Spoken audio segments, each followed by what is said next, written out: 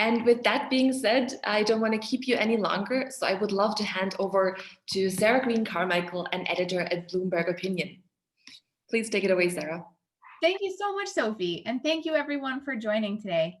I'm really delighted to be here with Michael Gelb. Michael is an author, including of the book, The Healing Organization, which is going to be our area of focus today, as well as several other books.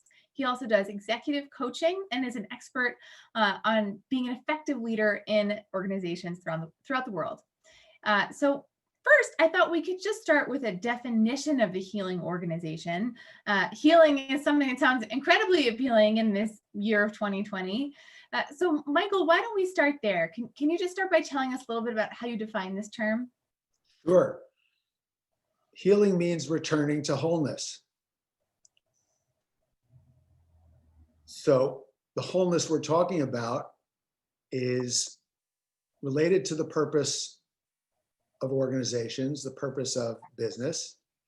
The original intention of Adam Smith was for business and capitalism to serve the whole of society, to serve the needs of all the stakeholders in our society.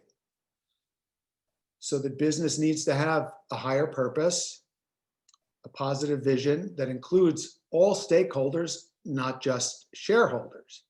And the most wonderful hallelujah news about that is, as my co-author, Professor Raj Sisodia, has shown in his previous works, including Firms of Endearment and Conscious Capitalism, when you have that higher purpose, when you care for the well-being of all stakeholders, your shareholders do better. So we thought, yes, it was meant to be a little bit radical and get your attention, but it's really not that radical. It's actually quite conservative if you go back to Adam Smith, because everybody knows about the wealth of nations, but they forgot about the theory of moral sentiments. And the theory of moral sentiments must inform the wealth of nations. So Raj likes to say, capitalism had a mother and a father, and they were both Adam Smith.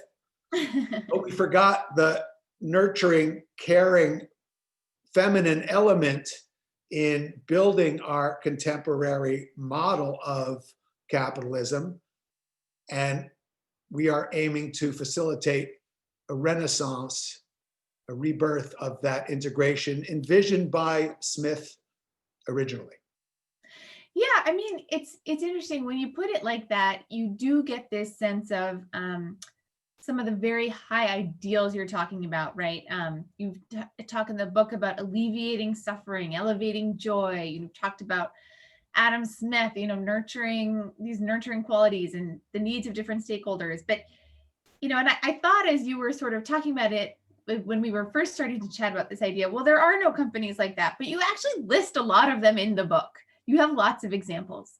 So yes. Maybe before we get into some of the leadership competencies, it would be helpful just to have maybe a concrete example of what this looks like in action. Sure. Well, there are three kinds of companies that we profile in the book. The first are companies that actually start out with this healing organization vision. And there's a whole movement of companies: conscious capitalism, just capital, future capital, B corporations.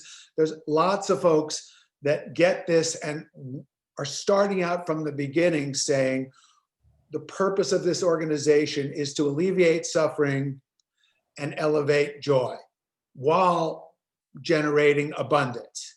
So we profile a few companies like that in the book. One of my favorites is a new company. It's called a startup called Life Guides that creates peer counseling relationships to help alleviate life challenges. And it's kind of like Airbnb to help with human suffering. So, you have your kids go away to college, you have an empty room in your house. Airbnb, all of a sudden you're making money. Let's say you just help nurse your aging parents through 20 years of Alzheimer's as they declined and then passed away. Now you have 20 years of experience being a support person. What if you were trained as a guide to help someone who just got a diagnosis that their parents have dementia?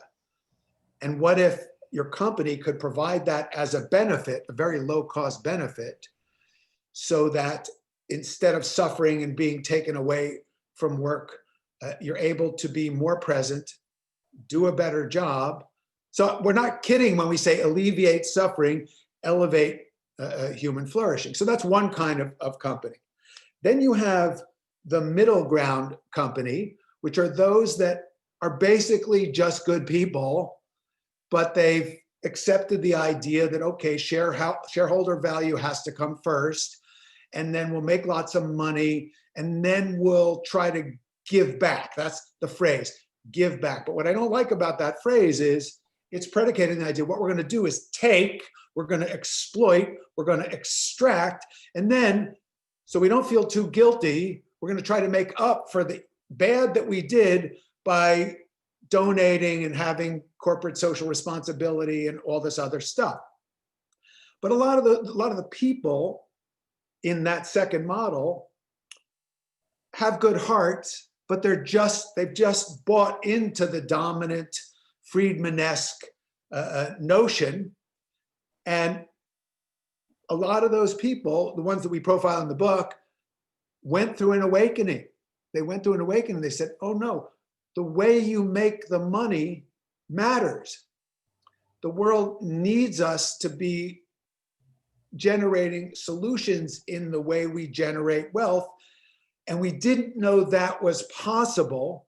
But then as we make them aware that it's possible, or they become aware through some other source, they rally. So there's a company in New Jersey, one of my clients, Hillman Consulting. Really great guy who runs this family business. They do something good for humanity. They alleviate mold and asbestos and now COVID from buildings.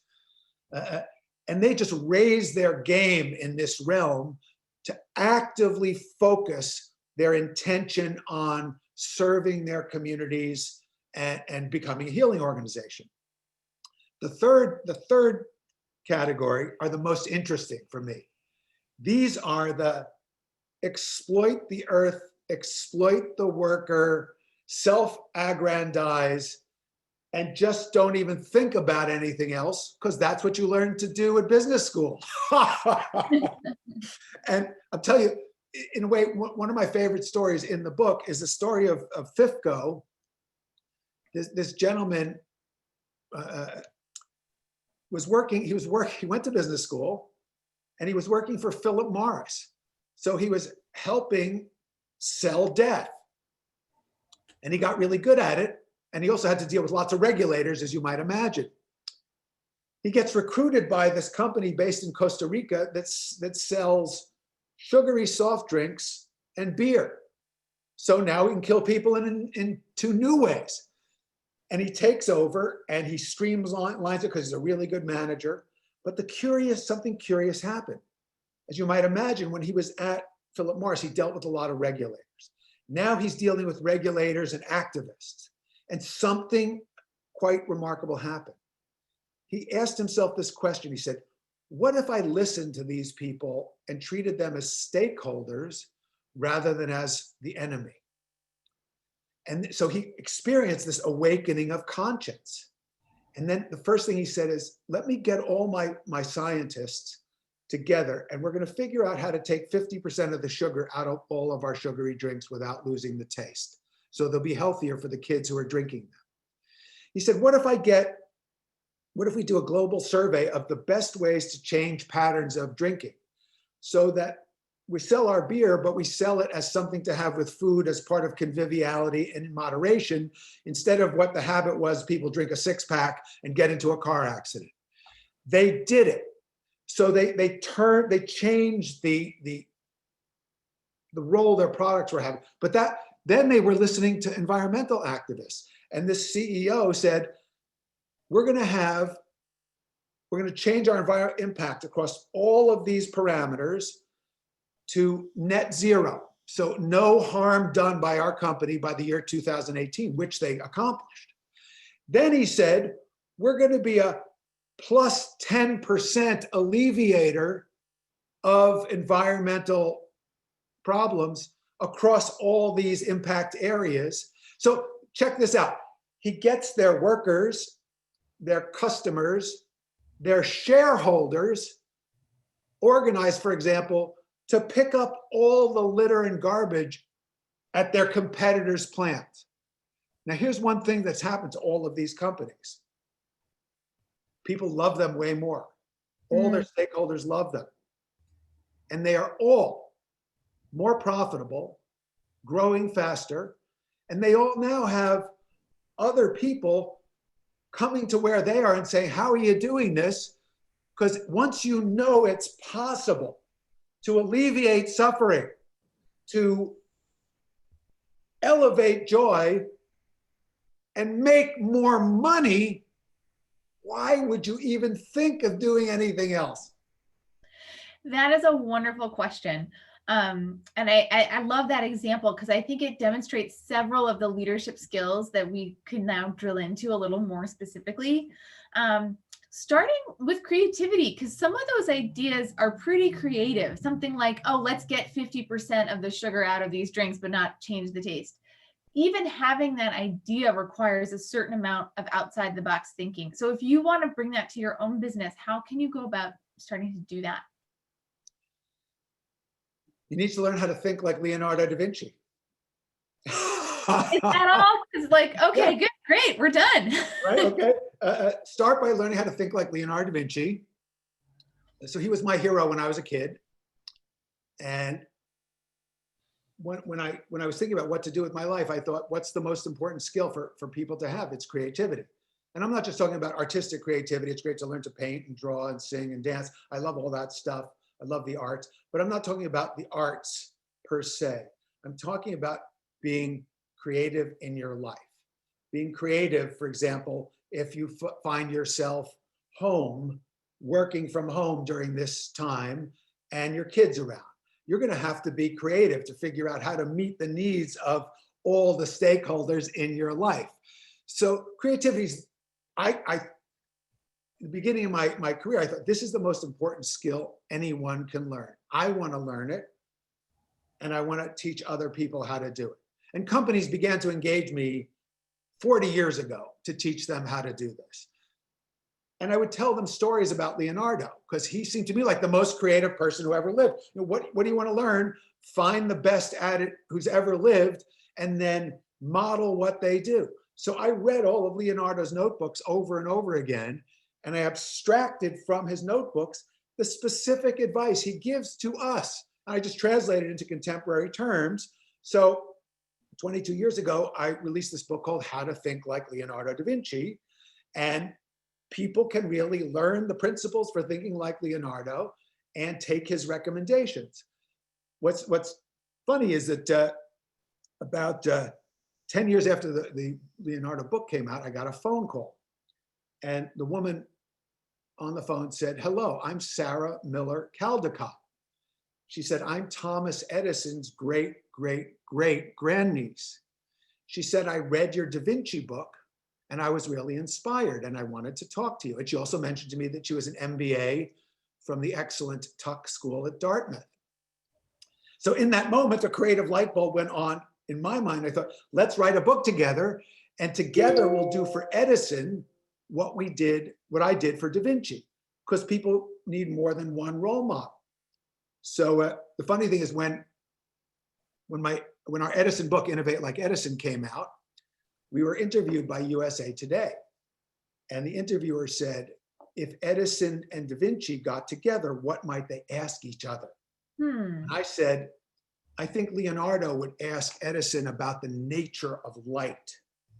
And Edison would ask Da Vinci, do you want a job? Right? So if you want to learn pure creative thinking, model Leonardo. If you want to learn how to create and sustain an innovative culture, start with the first person in human history ever to do it, who created 3 entirely new industries that made the world a much better place. He illuminated the world, he created recorded sound and the movies. But Edison's greatest invention was the process of systematic innovation. So what did he say we should do to be innovative? So learn creativity from Leonardo, innovation from Edison, and you're off to a good start in the practical skills you need to implement the healing organization. Because you are right.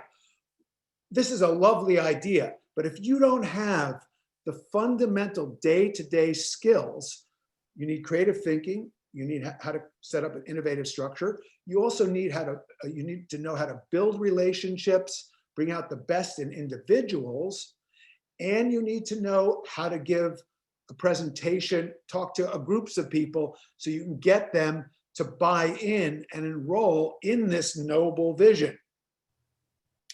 Yeah, that's a really good point. And I can see we have some great questions starting to come in, and we will get to those soon. So please do keep sending them. But before we get into your questions, I have one more, Michael, for you, which is about some of what you just said about creating connections and inspiring people. Because as you point out, as a leader, it does no good if you have all your creative ideas in your own brain. If you can't actually get other people to do that stuff, then you're not really a leader. You're just sort of an innovator in a cave somewhere. So maybe talk to us a little bit more about that interpersonal skills and how leaders do go about inspiring people. Yes. So a few years ago, I put out this book called The Art of Connection.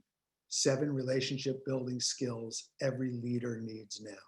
And I wrote it to be the practical playbook for leaders who are trying to facilitate change, trying to make a better world, who genuinely want to bring more consciousness, more compassion to enrich the lives of all their stakeholders in a way that will also generate abundance. We got to get away from this just fractured notion that human welfare and profit don't go together. That, I believe, that is an outdated idea, and we need to replace it. So the motto of The Art of Connection, and I like to make mottos in Latin because ancient languages make things more impressive. So the motto for The Art of Connection is conjungere ad solvendum. Conjungere ad solvendum, which means connect before solving. Connect before solving. So in other words, when you connect with someone, when you see their humanity, when you're in rapport or simpatico with someone else, it's amazing how solutions flow. It transforms everything. This is what Martin Buber talked about as the I-thou relationship. But too many people, they go to business school or they just go through the corporate training program and they view everything transactionally. Now, transactions are important. I mean, I've been in real business myself as an entrepreneur for 40 years. I work with real companies. We're not just in la, we're all going to bond and love and hug. No, we got to get down to business. We got a lot to do. There's too much to do, and there isn't enough time to do it. And you will be more resourceful, more creative if you connect with the other humans first. And I've been blessed that a lot of the leaders that I worked with, especially early in my career, the people who first put me on retainer, they had this gift, and I watched them. I watched them talk to the custodian with the same respect for that custodian's dignity and humanity as their biggest client. I just said, how do you learn to do that? Some people have that naturally, but is that something we can all develop? And the answer, obviously, my answer is yes. And so I wrote the book to help people figure out how to do that. But that's the key, is connect first. And then all your creative methodologies and Leonardo and Edison become much more relevant. Yeah. Connect, then solve. That is advice I could have used yesterday, but I'm glad to have it today. When a conversation is going off the rails, I will remember that one next time. I thought this might be a good moment to bring in a question from one of our participants, David Vladar. I hope I pronounced that correctly, from the Vienna City Administration. Your question, I think, is very good. So if you would please unmute yourself and ask that question, that would be great. Thank you. Yeah, hi, thanks. The question is, as my name says, I work for the Vienna City Administration, and throughout the last decades, I would say, government agencies all around the world have adopted strategies from businesses, basically, without actually having a classical shareholder themselves. Shareholder supremacy has somehow also crept into our organizations. And it seems that when it comes to that way to the healing organization, in my perspective, we're trying to slowly start our way, I would say. But for me, it seems we're a little bit behind. So my question was whether you are aware of any examples, maybe in the US or other countries, of government agencies that have actually made that decision to become healing organizations. Wow, that's a wonderful question. I have to tell you, in 1982, I'd been living in England, in London, for 7 years. It's where I did my graduate work and started my business. And in 1982, I felt a calling to return to the US, and I actually set up my business in Washington, DC, with the dream of teaching the US government how to be more conscious, compassionate, and creative. I was shocked and heartbroken to discover that no politicians or government officials were interested. And I then thought, well, maybe I can work with educators. But the bureaucracy within education was also, at the time for me, impenetrable. What I was delighted to discover was that business was interested. And in the US, business is 80% of the economy. Government and nonprofits, 20%. Business, 80%. So it just became clear to me, I'm going to focus on business and see if I can help business be the driving force, and help, because I saw that it's businesses who are effectively funding school programs, and businesses are contributing to the welfare of municipalities and states and the federal government and so on. So I have to say that I know that there are lots of wonderful visionary people in government trying to make a difference all around the world. And I'm sure there are others at the Global Drucker Forum who are much better able to discourse on who those are than I am. Michael, I'm wondering, one of the things that stuck out to me from the book was how much some of these leaders in these organizations had to push back. And they were able to push back because they were the CEO. Like Howard Schultz, you talk about in the book, how he was getting questions from his board about how can we just cut these healthcare costs? CEO of Costco was getting lots of pressure to cut wages. And these executives basically said, like, no thanks, nothing doing, not doing it. And I wonder if part of what makes this theory so applicable to private enterprise is that the CEO has the power to do that if the CEO chooses to act that way. Whereas sometimes in a bureaucracy or more of an agency where power is more distributed, there's not one person in charge who can be like, no, we're a healing organization.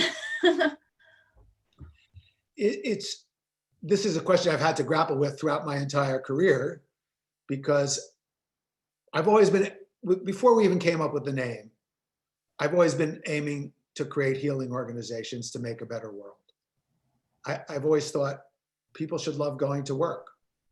People should get a chance to express themselves. I wanted to try to help people, right from the beginning. I read Maslow when I was 16. I said, life needs to be more here we want people to live more here at the pinnacle and less down here in the land of reptilian and mammalian behavior. And then in the practical business of attempting to make a difference in companies, yes, it's way easier to transform everything if you get the CEO first, or the the chairperson of the board. It's just easier. I always say, can I take the senior team away for an intensive retreat first? Get them to align. Yeah, things go much better. Having said that, I've facilitated change that began with junior people who found their voice and championed transformation. And sometimes it was quashed, other times it worked. And then other stuff that's just been completely non-linear, starting in the middle, getting somebody here, getting something there, and then morphing into another organizational structure where, the way I've always thought about it, because the more you work in organizational transformation, hopefully, what I say, if you're not humble, you're not paying attention. Right? So if you're naive enough to think you can come in, you're the genius consultant, you'll just change everything and it'll all work out according to what you wrote in your book, you're deluded. So what I've always aimed to do is, at the very least, help each person that I have had in a class or in a coaching session over the last 40 years have a strategy and an alignment that helps them feel that they're more aligned with their purpose, that they have the creative skills, the innovative leadership skills, the interpersonal connection skills, and the presentation skills, so that wherever they go and whatever happens, they can be positive influences on all the people that they meet. That is great advice. And that is something that seems like is valuable, whether you're the CEO or just a cog in the wheel playing a smaller part. We had some new people hop on, which is great. If you guys have questions, please post them in the chat and we'll get to as many as we can. I'm Sarah Green Carmichael. I'm here with Michael Gelb. And we're talking about healing organizations. Michael, I'm wondering, if the COVID-19 pandemic has made you rethink any of your sort of previous thoughts on leadership skills. Has it elevated some skills over others? Do you think that if so, are we at the beginning of a sort of shift in leadership, or is this just a temporary thing that will ebb back as the contagion ebbs? I'm just curious to know how your thinking has adjusted to this extraordinary time that we're living in. Yes. Well, here's what I do know. I know that creative thinking is more important now. Innovative leadership is more important now. Connecting with other people, all the skills of the art of connection and mastering the art of public speaking are more important in a two-dimensional modality. So you have to reach out even more to be sure you connect with people if you're on a meeting and everybody's on Zoom. You want to connect with people beforehand like we did. And so there's a sense of rapport and alignment and connessione that then translates out to all the people who are with us, whether we can see them on the little screen or not. And adversity always tests us, tests our commitment to higher principles. So Raj and I we're blessed that we have the opportunity to release a new paperback edition of our book in the spring, The Healing Organization. And we are in the process now. We're talking to the leaders whose businesses have been most affected by this. We're talking to Danny Meyer from Union Square Hospitality Group, the most successful restaurant company in New York. Well, they were devastated. And I'm actually talking to Danny later today because we want to get his reflections. We're talking to the CEO of Hyatt. I mean, what do you do? You have these hotels globally, and all of a sudden, we're talking to people from Southwest because what happened to airline travel during this time? We're talking to Paul Pullman, who's a global visionary and has been leading. We featured him in the original Healing Organization, but we're talking to him because we want to get his perspective from this really global view that he has on on how do we navigate through this. Now, the good news is we're really confident that this adversity has led the particular people I'm referring to go even deeper into the core of their heart and their sense of, and to have to be even more creative to manage during this very challenging time. That does surprise me a little bit, because my sort of cynical assumption would be that in hard times, you can't afford to be as nice. You know, you might want to be, but at the end of the day, you have to make decisions to keep the business going in whatever, you know, and some of those decisions are very hard. So I'm actually really glad and relieved to hear that these people are having the opposite reaction. I'm wondering if you could just talk a little bit more how they're thinking that through. Yeah, well, let's. I'll give you a really practical example. This is Hillman Consulting. They're in the book. They're also a client of mine. I've been working with them for 5 years. They formally took on the responsibility of being a healing organization. And when the pandemic hit, they lost a significant portion of their business. Just that day, revenue over. For their one aspect of the business in New York City, which is a huge part of their revenue. They had to furlough 40 people. They asked the remaining people to take a 10% pay cut. All of the executives took a 20% pay cut. I'm just telling you how much I love this company and these people. I'm the consultant. I get paid on retainer. I suspended my retainer because, you know, we're in this together. And I was providing more service, more time, more coaching. Chris Hillman, the CEO of this company, personally reached out to every single person on furlough, checked in on them. How are they doing? Made sure that they got all their benefits. Reassured them, we're going to bring you back the moment that we can. Then I'll tell you what happened. Then the George Floyd thing happened. This horrifying, just horrifying, gut-wrenching imagery on television and conflict in the streets. And there are a number of minority people in our company.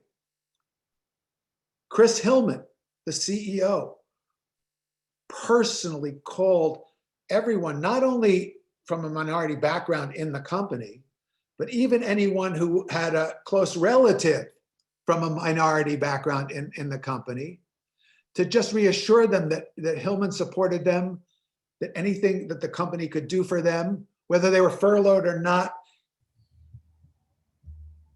You know, so I got a letter from it almost makes me, I mean, it does make me cry. It's so beautiful. This is somebody who went through this and said, you're reaching out to me, the CEO reaching out. I cannot tell you what this did for me.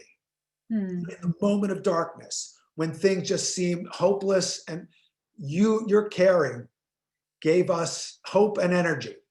Now, I'm really thrilled to report that Hillman has hired everybody back. We thought creatively and came up with a COVID remediation business pretty much overnight. The company's actually profitable this year. They're still growing this year despite this, because the human energy that's generated by the kindness and the genuine caring. But tough decisions, we still had to furlough 40 people for 3 months. We still had to take pay cuts. And the other happy ending of the story is they actually, you know, they paid me. Hallelujah. But but this is real. This is real stuff. Yeah. And that's a wonderful story of how much what is actually, you know, could be a small moment in a leader's day can be a really big moment in someone else's day. I'm wondering, if you are not in a position of leadership, but you would like to have that kind of impact on the people around you, are there some things you can do to kind of foster that feeling of a healing organization, even if you can't change the business model or take more drastic steps? Yes, very much wonderful question. Thank you. Because so here's what we've learned. Emotions are contagious for better or for worse. Emotions are much more contagious than COVID or the flu. They transmit instantaneously to everyone around you. So more than ever, be careful what you catch and spread. Be careful what you catch and spread optimism, solution orientation, respect, kindness. That's excellent advice. That's very necessary these days. Because those emotions can spread over email and Zoom too. Oh yeah, well, that's the other thing I always tell. There's a National Football League here in the U.S., the NFL. They have these rookies. They come into the league, and they're all of a sudden they're these 20-year-olds, and they're making millions of dollars. So there's this famous guy, used to be a player, as a coach, and now he's kind of a minister, and he goes around and he talks to the young people, to the young players, and he's giving them advice on how to adapt to life, and all of a sudden you're a millionaire. And he talks to them about social media, and he says, you can write whatever you want. He said, but don't press send. Don't press send. How much pain and suffering would be solved if people just remembered, don't press send. There's a lot of people who need that advice. I won't say no more. Right. We have another great question here from Christine at Rosemont College. Christine, would you be comfortable unmuting yourself and sharing your question with us? Video or just unmute? I'm not sure. There you are. Okay, yeah, hi, thank you. I'm also in the US. Michael, are you in New Jersey or New York right now? Sleepy Hollow, New York. Sleepy Hollow, upstate. I'm in Pennsylvania, near Philly, 11 miles outside of Philadelphia. And as you were speaking about Hillman, and you were talking about this idea of interpersonal nurturing, caring, being present with one another. For some reason, it reminded me of, I've been reading a lot more about workplace mental health as a phrase that we hadn't even heard too much about, but now it's a workplace mental health, a lot of articles. I mean, it was always a concept, right? But now it's even like with capital letters, workplace mental health. There's actually even a Center for Workplace Mental Health, which is a sub-arm of the American Psychological Association. And they are doing a lot of producing of programs, webinars, books. So I wondered if I haven't read your book yet, but I'm excited to read The Healing Organization. Do you characterize a healing organization as one that has very specific and intentional policies for employees about mental health, wellness, and treatment? Yes. Thank you so much for bringing that up, because one thing I've always championed in all my clients throughout my entire career is exactly what you're referring to, and I've done it in the framework of overall wellness. And so with one of my partners who I collaborate with is Dr. Eva Seleb. She's a medical doctor. She was a former instructor at Harvard Medical School. She's written 4 books on stress and resilience. And I just bring her into all my clients to create a wellness program. And I don't separate mental health, physical health, spiritual health. That's why I like the term wellness, because, and that's also, I referred to Life Guides. Life Guides is a low-cost, amazing resource for helping people deal with anxiety, depression. It's not absenteeism isn't the problem, it's presentism.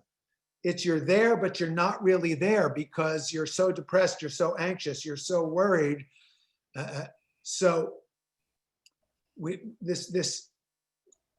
just as we're evolving to this new structure of thinking about the purpose of organizations, we're also evolving to what I hope will be a more whole way of looking at humans, that our mental, emotional, physical, and spiritual wellness all go together and must be considered together. And I'll tell you something. Here's when people have a sense that they have a purpose to what they're doing, it has a tremendous healing effect. And I'll tell you, the other thing that has a tremendous healing effect is being really successful and making lots of money. People are much happier when all of a sudden they're abundant. What if you could have those two things together? That's the thesis of the Healing Organization. And when you read the stories, and that's the great thing, is why the book we can take you through the whole history of how this all went wrong, how to make it right. We give you guidelines on how to do it. But the heart of the book are the stories, because we need to read these stories and say, I didn't know that was possible. I didn't know that you could do that. You mean they changed this way? You mean they really had an awakening? You mean they really did find a way to integrate their higher purpose with what they did every day and actually transform the way they thought about business? And they're happier, more fulfilled, and richer because they did that? Let's share the gospel, baby. Yeah. Michael, we have another question. This always happens in these sessions, that the great questions start pouring in towards the end. And I'm surprised to be telling you we only have a couple minutes left. So instead of asking the person to read the question, I'm just going to read it so that you can answer it. Black Lupik wants to know, we've known for a long time that compassionate leadership is the way forward. In your opinion, what are the key barriers to wide adoption of these ideas? Yes. I'd say the key barrier is ignorance. I just think it's people don't know what's possible. They don't know what's possible. That's why when I was just speaking about the stories, and look, first we aim to be persuasive with data. We've got the data. If you take the companies profiled in Raj's book, Firms of Endearment, and the companies profiled in Jim Collins' Good to Great, and you look at those companies since Firms of Endearment came out, which I think about 20 years ago, the Firms of Endearment companies have outperformed the Good to Great companies financially. So it really helps to bring forth the data. And even, the Business Roundtable made this acknowledgement last year around this time. Jamie Dimon got up and said, the doctrine of shareholder primacy has outlived its usefulness. And then Larry Fink, in his letter to CEOs, said, look, we're going through the biggest transfer of wealth in human history. $23 trillion is going from boomers to millennials, and they want to spend that money and invest that money in businesses that are going to help save the world. So his message to CEOs was formulate that purpose, take it up to a whole other level. So this is a mega trend, but you need to know the data that shows it's happening, and then your heart needs to be touched by knowing it's possible, and then you need to learn how you can do it. So that's the basic structure of the Healing Organization. Michael, thank you so much. Thanks to everyone for participating, and I'm going to hand it back to you, Sophie.